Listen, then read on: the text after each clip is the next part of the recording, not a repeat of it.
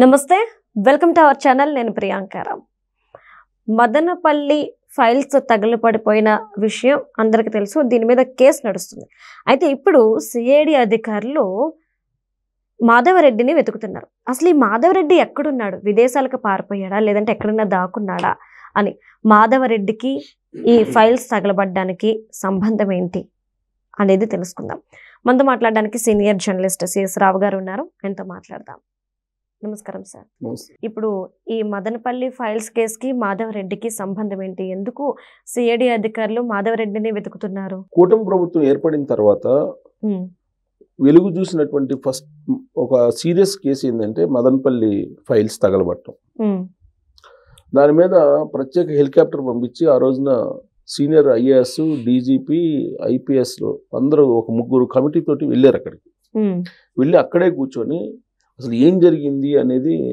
విచారించేటువంటి ప్రయత్నం చేశారు అప్పుడు మురళి అని చెప్పి మురళీకృష్ణ అనుకుంటా అతని పేరు ఆర్డీఓ వాళ్ళని సస్పెండ్ చేయడం వాళ్ళ మీద చర్యలు తీసుకోవడం కూడా జరిగింది ఎంఆర్ వాళ్ళ మీద కూడా చర్యలు తీసుకోవడం జరిగింది ఏంటి అని అంటే మదనపల్లి ఏరియాలో మొత్తం చిత్తూరు టోటల్గా ప్రత్యేకించి మదనపల్లిలో ప్రైవేటుకు సంబంధించినటువంటి ఆస్తులు బలవంతంగా రాయించుకోవడం ప్రభుత్వ ఆస్తుల్ని సొంతం చేసుకోవడం అసైన్ ల్యాండ్స్ రాయించుకోవడం ఇలా జరిగింది అనేది వస్తున్నటువంటి ఆరోపణ ఎవరు చేశారు ఇదంటే పెద్దిరెడ్డి రామచంద్రారెడ్డి గారు మాజీ మంత్రి జగన్మోహన్ రెడ్డి గారి హయాంలో ఒక కీలకమైనటువంటి లీడర్ ఆ రోజుల్లో కీలకమైన లీడర్లు అంటే నలుగురు చెప్పుకోవచ్చు ఒకరు విజయసాయిరెడ్డి గారు రెండు వైవి సుబ్బారెడ్డి గారు మూడు పెద్దిరెడ్డి రామచంద్రారెడ్డి గారు వీళ్ళు చెప్పుకోవచ్చు సజ్జల రామకృష్ణారెడ్డి వీళ్ళ నలుగురిని 4 స్తంభాలుగా భావించారు జగన్మోహన్ రెడ్డి గారు వీళ్ళ నలుగురిని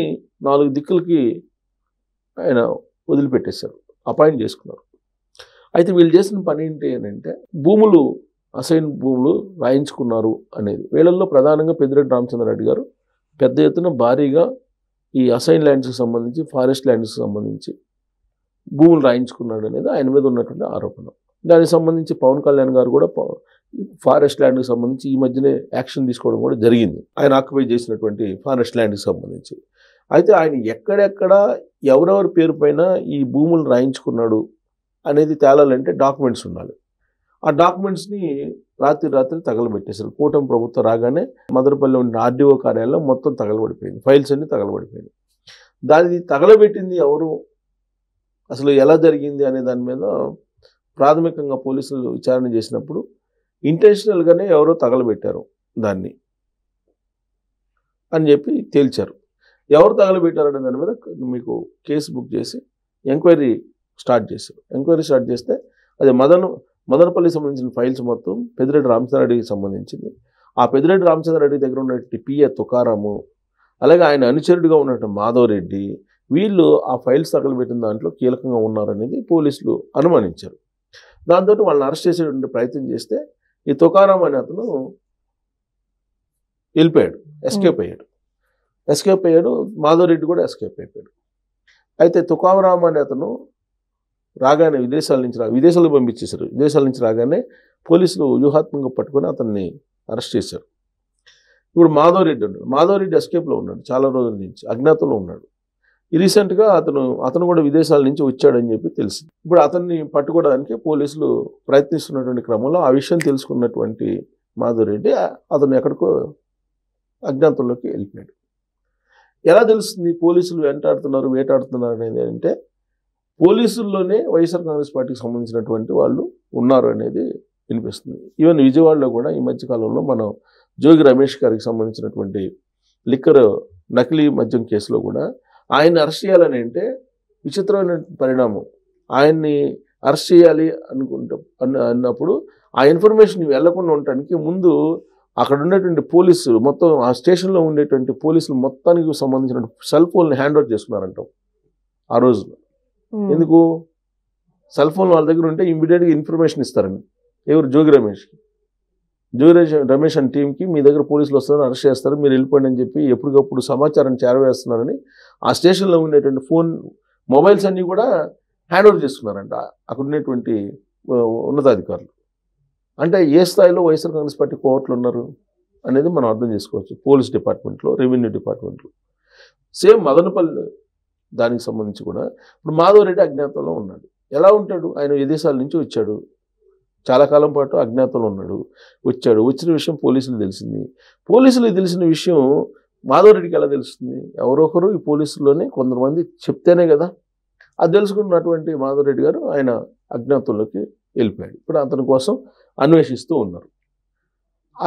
వాళ్ళని పట్టుకొని విచారిస్తే తప్ప అసలు మొత్తం ఏం జరిగింది, ఎవరెవరు బినామీలు ఎవరెవరిని పెట్టుకున్నారు, ఎంత భూములు ఆక్యుపై చేశారు, ఈ మొత్తం బయటకు వచ్చే అవకాశం. ఎందుకంటే రికార్డ్స్ లేవు, ఆ రికార్డ్స్ ఏమో తగలబడ్డాయి.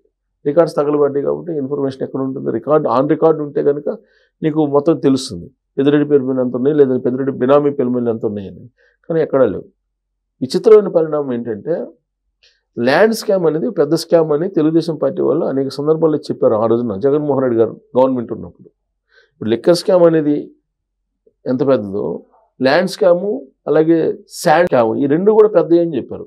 ఒక లిక్కర్ స్కామ్ జరుగుతుందంటే శాండ్ ల్యాండ్ని వదిలిపెట్టేశారు వీళ్ళు. ల్యాండ్ స్కామ్ ఎంత ఉందనంటే దాదాపు 5 లక్షల ఎకరాలు ఆంధ్రప్రదేశ్లో.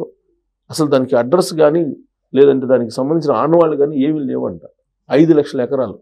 అది దేవాదాయ భూమా లేకపోతే అది గవర్నమెంట్ భూమా లేదంటే ఫారెస్ట్ భూమి ఏదైతే 5 లక్షల ఎకరాలకు రికార్డే లేదని చెప్పి చెప్తున్నారు. ఈ 5 లక్షల ఎకరాల్లో ఆ రోజున చీఫ్ సెక్రటరీగా ఉన్నటువంటి జవహర్ రెడ్డి గారు ఉత్తరాంధ్రలో కొంత అసైన్ ల్యాండ్ రాయించుకున్నాడు అనేది ఆయన మీద ఉన్నటువంటి ఆరోపణ. ఇప్పుడు సిఎస్ఏ చీఫ్ సెక్రటరీగా ఉన్నటువంటి ఆయనే ఆ విధంగా రాయించుకుంటే మిగతా వాళ్ళు రాయించుకోకుండా ఉంటారా? ఇంకోటి సెంటు భూమి అని చెప్పేసి జగనన్న కాలనీలు అని చెప్పేసి అప్పట్లో భూములు తీసుకున్నారు. ఆ భూములు ₹1,00,000 ఉండేదాన్ని 15 లక్షలు 20 లక్షల రూపాయలకు తీసుకున్నట్టు రికార్డు తయారు చేసి అదొక కుంభకోణం. దానికి సంబంధించినటువంటి కుంభకోణాన్ని తెలుగుదేశం పార్టీ వాళ్ళు అప్పట్లోనే బయటికి తీసుకొచ్చారు. మరి ఇప్పుడు దాని మీద ఎంక్వైరీ చేయాలి కదా, ఇంతవరకు వెయ్యిల. సో ఇప్పుడు ఇవన్నీ బయటికి రావాలంటే కానీ ముందు మదనపల్లిది ప్రైవేటు ల్యాండ్స్ కూడా తీసుకున్నారండి. అక్కడ వచ్చి కంప్లైంట్స్ చాలా వచ్చినాయి. ఇప్పుడు ఈ కూటమి ప్రభుత్వం ఏర్పడిన తర్వాత వచ్చినటువంటి కంప్లైంట్స్లో 85 to 90% మొత్తం ల్యాండ్స్కి సంబంధించినటువంటి కంప్లైంట్సే ప్రజాదర్బార్ పెడుతూ వచ్చినాయి. ఈ ల్యాండ్స్కి సంబంధించి కూడా మదనపల్లి ఎక్కువ వచ్చినాయి.